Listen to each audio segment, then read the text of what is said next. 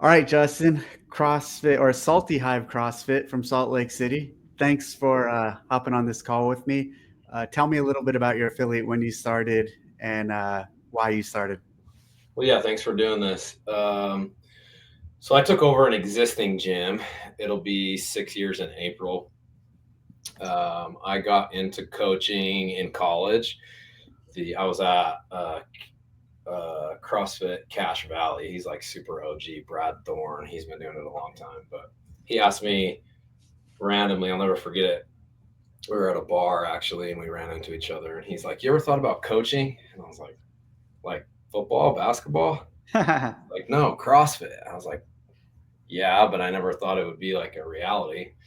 So anyway, long story short, I coached for him for 2 or 3 years when I was finishing my undergrad, and then a good training buddy of mine moved to Salt Lake, took over CrossFit New Life at the time from his uncle, and I just told him, dude, I'll be there the first day you take over. I'll be your first client. I'll be your biggest supporter. He needed a little support financially buying his uncle out, so my dad actually helped him do that, and I was just kind of his right hand man for, let's see, almost 5 years. And then he had an opportunity to go do something else and was kind of done with the business side of things. And he told me at lunch, me and my wife, that if we didn't take it over, that he was just going to close the doors because. I mean, everyone says they have a tight knit community, and ours is no different. It's like a family. It's a lot of people's second place or third place. And I thought to myself, where are these people going to go if we close the door? So I figured, heck with it. I'm going to try it and see what happens. And here we are, six years later, and I'm just forever grateful for the opportunity to be a business owner, to do what I love, to do it for a living, and me and my wife do it together. And yeah, we've grown it quite a bit. It's hard, but I love it. I never thought that I would be an entrepreneur or business owner, and CrossFit's given me that opportunity. And so, what was it called before you took it over? You said. It was called CrossFit New Life. So then you changed the name to Salty Hive. What Yeah. was that about? Well, the first thing is I never really liked CrossFit New Life. There was no reason. Like I didn't Yep. come up with it. I didn't have any attachment to it.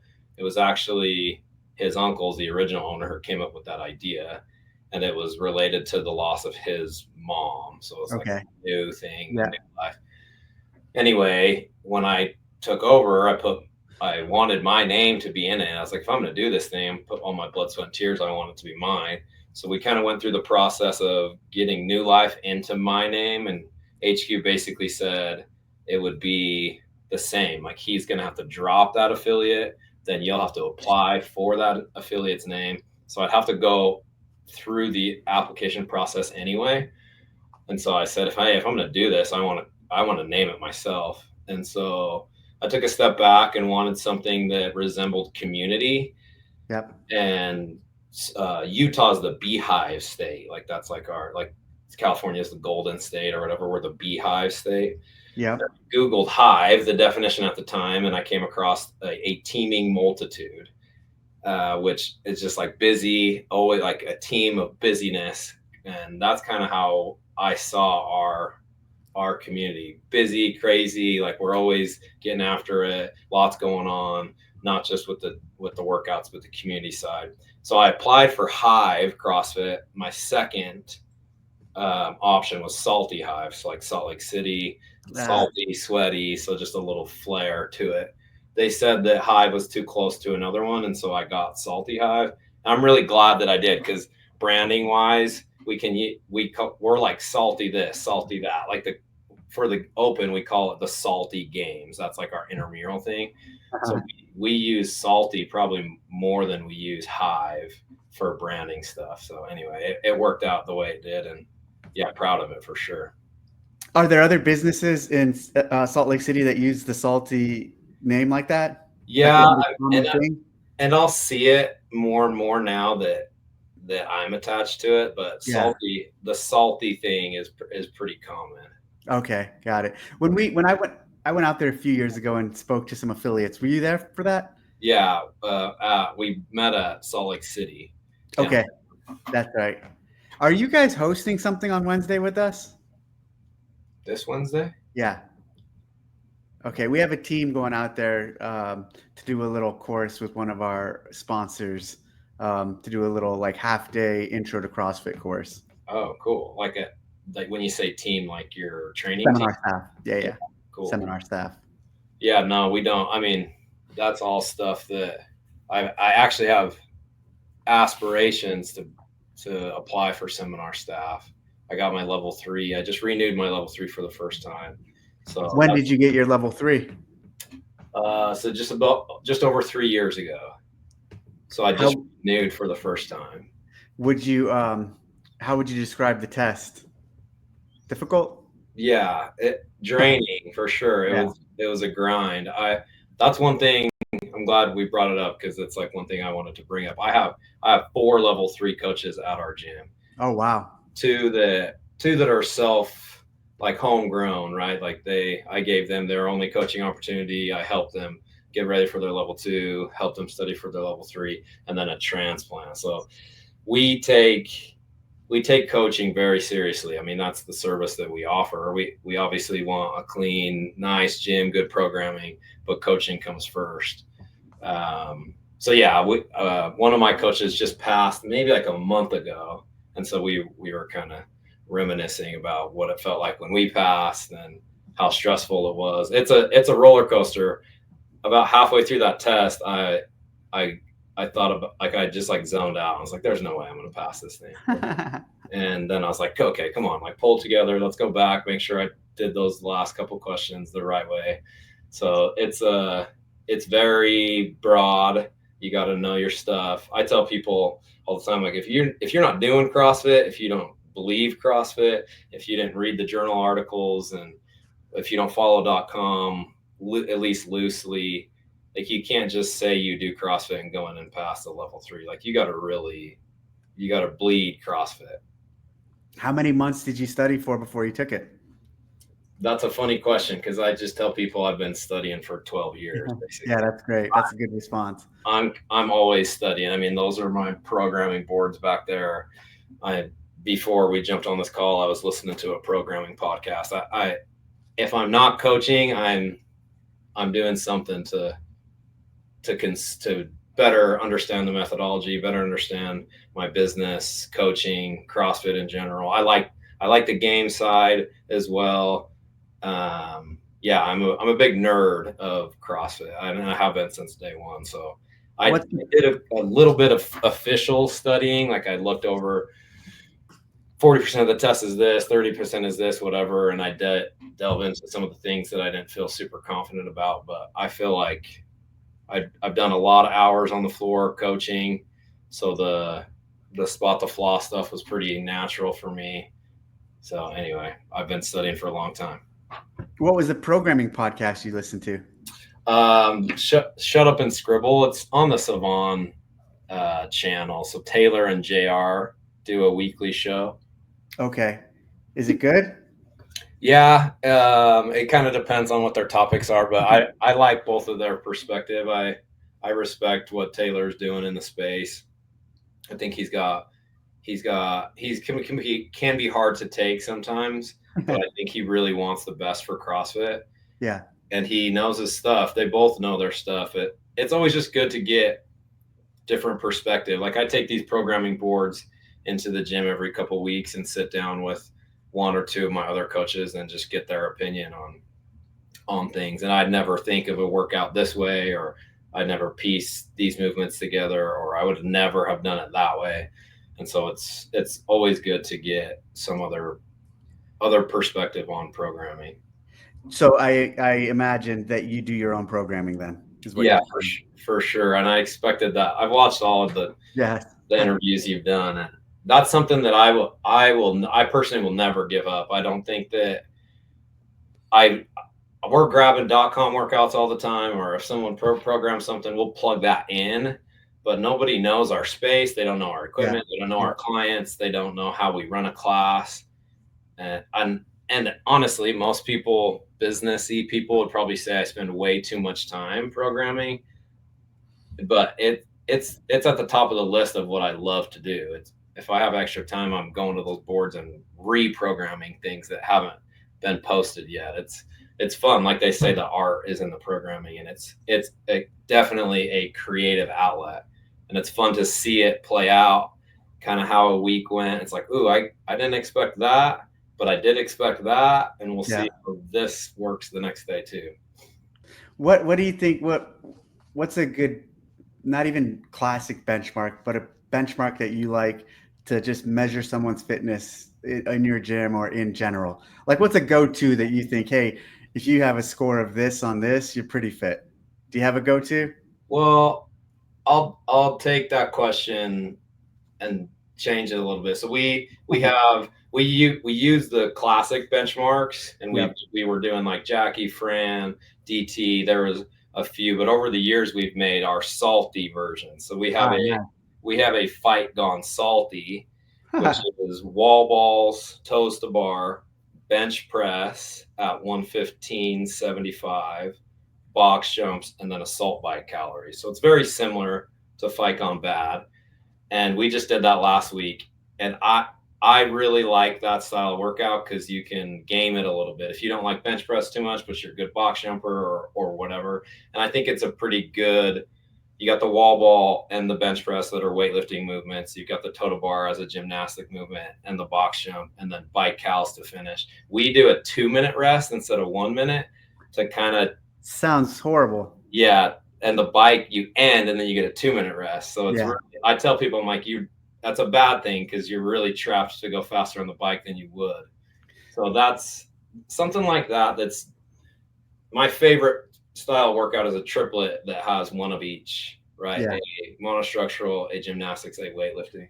And my coaches be like, oh, that one was so fun. I'm like, it's really pretty simple. You pick one conditioning movement, one gymnastic movement, one weightlifting movement, you throw it into a triplet, and that's CrossFit. And if you like CrossFit, then you're going to think that workout's fun. So I don't know if that answered your question, but I like the Fight Gone Salty iteration. No, that's cool. What other twists or what other versions have you done? We have a Salty Diane, which is basically what you did to the Diane in the 19 Open. Was like you started with Diane and then you progressed to a heavier dead and handstand walk. We just changed the numbers a little bit to make the first part a little faster, and it's strict handstand push-ups. And then the second part is less of a jump. It's not 225 to 315. It's 185 to 275. Okay. So that's a fun one. What's another salty? What do you do with clients when they come in? How do you on-ramp people, or what's their first exposure? If I were to walk in right now as a non-CrossFitter and say, I want to sign up, what's my first step? We put you in a class. We'd schedule you for a class, but we schedule a second coach to shadow you is what we call it. So, and we just really meet that person where they're at. Like if we show you the snatch and you're putting it overhead and everything's locked out and you like pick it up pretty quick, we can get through most of the things we want to in 1 to 2 shadows. Some people take 3 or 4 shadows, but we've learned it's better for us that way, that they're not in the corner learning the air squat by themselves with this coach. And then the next week they're in a class. Yeah. Right? So when I do it, I'm like, all right, Dave, you're going to join the warm up. I'm going to be here. If you need help and you get lost, I'll jump over there and help you. But I want you to try to follow the warm up the best you can. And so we slowly integrate them into what a class would feel like. And then just pull it back, scale it appropriately. I always tell people when you're starting out, I want you to leave here thinking Justin was easy on me. Like I could have done more. I could have gone faster rather than the opposite. I got to drag you out here and you don't want to come back tomorrow. So yeah, I'd just tell you, okay, do 5 reps and then set it down and rest a little bit. Yeah. Whatever. You said you have 4 level 3 coaches. How many total coaches do you have? We have 10, Okay.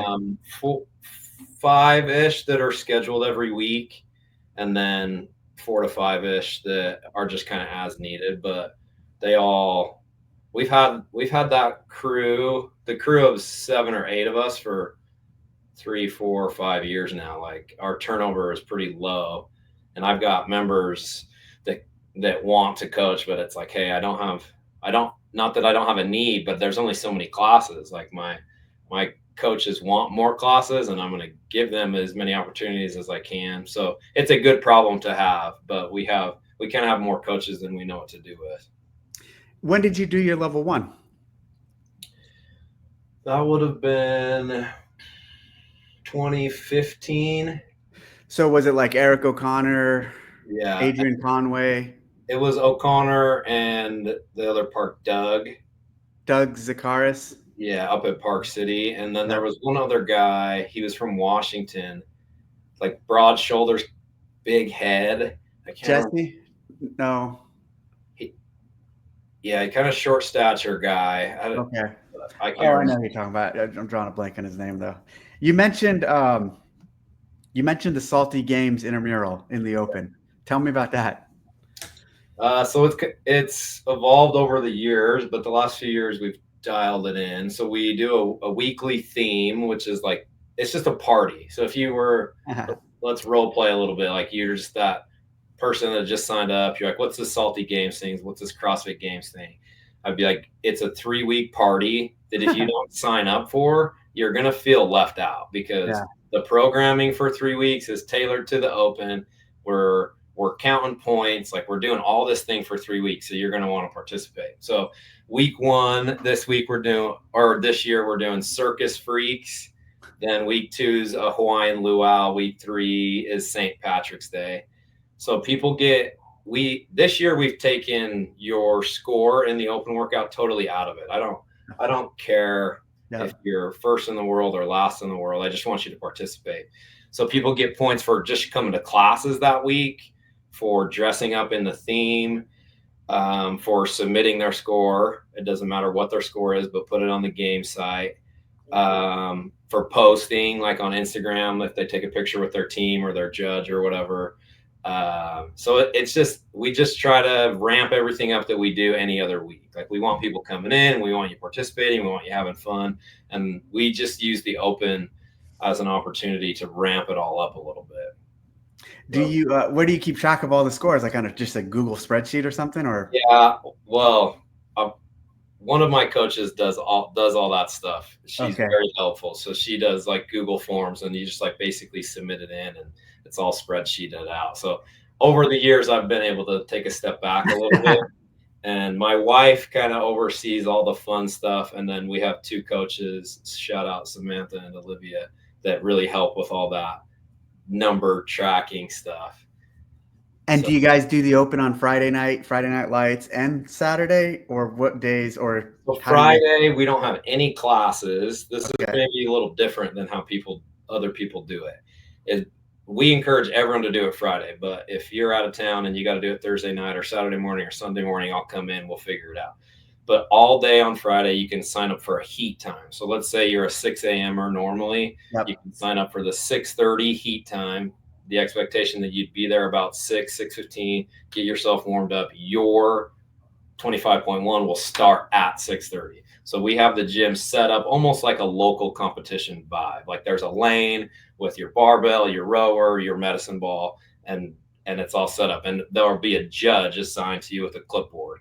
So last year we had over 20 people take the judge's course and be on like a judging team. So I coordinate it. It's like, okay, we have Dave, Justin, and Joe signed up for 6:30. I need Sue, you're going to judge Dave.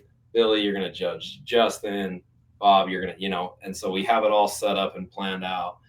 And that increases the intensity a little bit. It's not just a class. It's a little different. People come in and they got a judge, and they're going right next to somebody. And whether they want to do it as a competition or not, the competition vibe creates more intensity.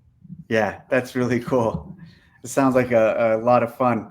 The Hawaiian theme, that would be interesting. St. Patty's Day, that makes sense. And then the first one was Circus Freaks, like a circus. So that one will be interesting. We got to be careful with the themes, because some people get into it, man. It turns into like a nightclub before you know it. What have been some past themes? Like last year we ended with Pride. You could do American Pride, or like LGBT Pride, or Salty Hive Pride, like 80s. What was another? Oh yeah, people probably had a lot of fun with Yeah, those for like the sure. neon stuff. Yeah. So yeah, people go there are people that are going to go all out regardless of the theme, and then there are people that'll participate as little. Like, hey, look, I wore red and white striped socks. That's circus. And again, I don't care how much you participate. I just want you to participate. Like, I don't. You can go into it a little or a lot, but just as long as you try and you show up and you have a good time, that's all we care about. Well, that's awesome. Thank you for sharing all that, Justin. For sure. Appreciate the time. Appreciate the call. I will be out in Salt Lake in a few days, and if I have time, I'll try to swing by. Yeah, that'd be sweet. That'd be Yep. Thanks for everything you do. Yeah, thanks, Dave.